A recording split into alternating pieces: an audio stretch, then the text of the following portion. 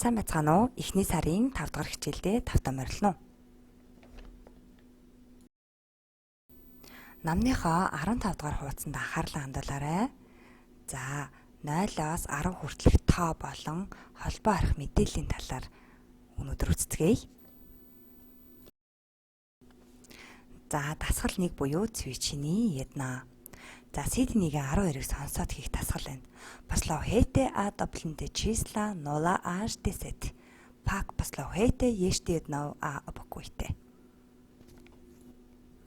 За, 0-оос 10 хүртэлх тоог сонсоод бөглөөрэй гэж байна.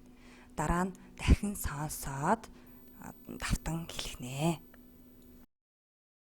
0 0 0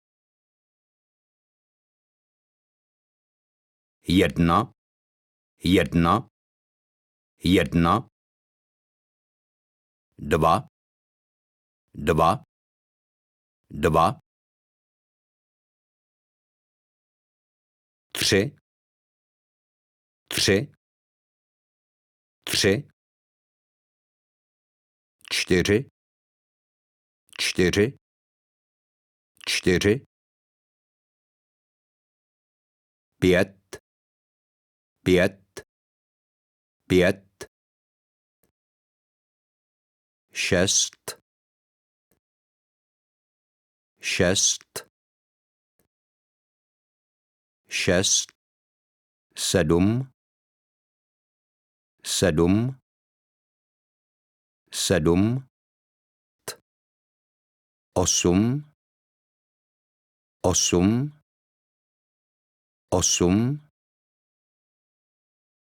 9 9 9 10 10 10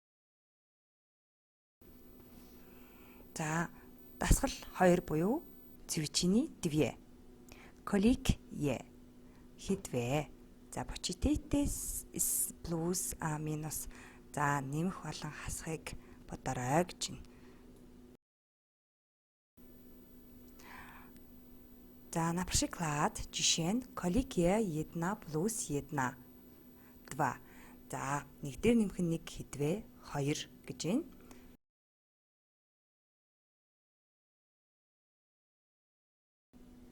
За, дахин нэг жишээ. Колик е 2 минус 1. 2-оос 1-ийг хасаад хидвэ гэж байна. 1 1. Тэгэхээр та бүхэн үтсэн 10 тоон дотор нэмж хасаж дасгал ажиллаарай. Дасгал 3 цвичний тгши. CD1-ийн 13-ыг сонсоод хийх дасгал байна. Яки чиски телефон мои Марина Эва а Том пословхейте адаплэнте телефоны числа на визитках. За, Марина Эва Том нарын чек дугаар нь хидвэ. За, нэрийн хуудас дахь утасны дугаарыг сонсоод нөхөөрэй гэж байна. Marina má telefon 7 7 4 2 5 8 0 1 6. Eva má telefon 6 0 5 9 3 7 6 8 4. Tom má telefon 6 0 8 3 2 7 4 9 2. Паматуйтеси гэдэг хэсгийг та бүхэн хараарай. За, эт буюу мэйл дээр ашиглагддаг завинаач гэж нэрлэнэ. За, тэчка буюу цэг, помолчка буюу дундуур зураас, подортшитко буюу доогуур зураас.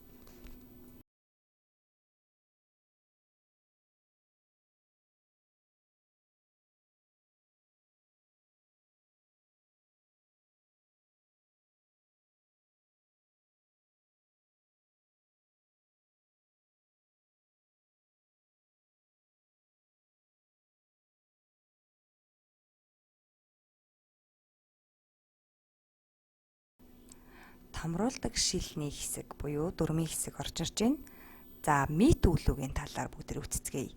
Энэ нь ямар нэг юмтай байх гэсэн утгатай. За биеийн төлөөний үгээр үүлэг маань хувирдаг гэдгийг бид бүхэн үзсэн. Тэгэхээр яати онона мивианы дээр тус үг маань яаж хувирж байгааг хамтдаа уншицгаая. Я мам надад байгаа. Ти маш чамд байгаа. Ононама тэр эмэгтэй тэр эрэгтэйд байгаа. За ми маме бидэнд байгаа. Ви мате та нарт байгаа. Они маи гэвэл тэдэнд байгаа гэсэн утга байна. За үгүйсгсэн хэлбэрийг нь бас хамтдаа уншицгаая. Не мам гэд урдаа нэ гэсэн ухтур аваад ороод ирж байна. Тэгэхээр үгүйсгсэн хэлбэр не мам надад байхгүй. Не маш чамд байхгүй. Не ма тэр эмэгтэй эсвэл тэр эрэгтэйд байхгүй. За не маме бидэнд байхгүй. Не мате та нарт байхгүй. Не маи тэдэнд байхгүй гэдэг утгатай орж ирж байна. Тэгэхээр бидний чухал хэсэг болох дөрмийн хэсэг дээрээ та бүхэн эдгээрийг хүснэгтэн хэлбэрт төгсгөлийг нь өөрсдөө ойлгомжтойгоор тодруулагчаар тодруулаад дэвтэр дээр бичиж аваарай.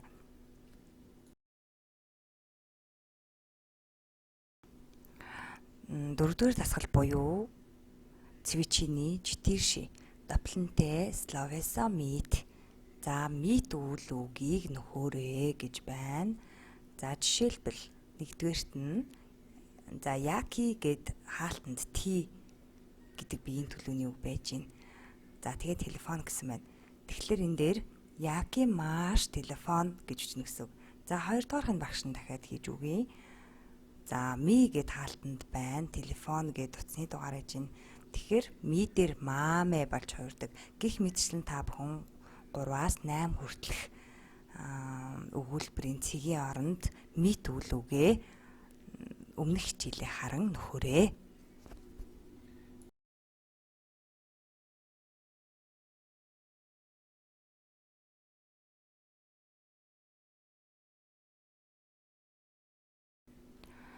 За дасгал 5 буюу цвичиний пет.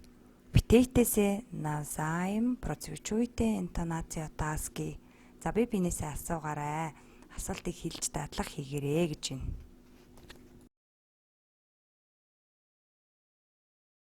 Например, яки мате небо маш телефон, яки мате маш имейл, як сето пише гэсэн байна.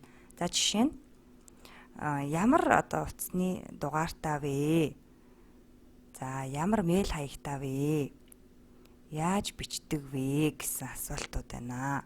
Тэгэхээр эднэрийг ашиглаад та бүхэн энийг дуудаж унших дасгал болон хажуудах хүнээсээ биенээсээ асууж хариулах дадлага ажил хийнэ гэсэн үг. Жишээ нь за би гэд утасны дугаараа хэлье гэж бодъё. Мам телефон гэд 226 8 9 3 6 0 1. За мөн мам имейл tom.brown@gmail.com. За өнөөдрийн хичээлдээ хамт байсан та бүхэндээ баярлалаа. Гэрийн даалгавартайгаа бүгдээрээ танилцъя. Домати Окол мэдээж өнөөдрийн үтсэн шинэ үгнүүдээ шинэ үгийн дэвтэртээ бичээд цээжлэн мөн томруулдаг шилтэй хэсэг буюу дөрмийн хэсгээ хүснэгтэн хэлбэрээр бичээд өөртөө ойлгомжтойгоор бичиж тэмдэглэж аавнаа. Ингээд дараагийн хичээлээр уулзцгаая. Түр баяртай.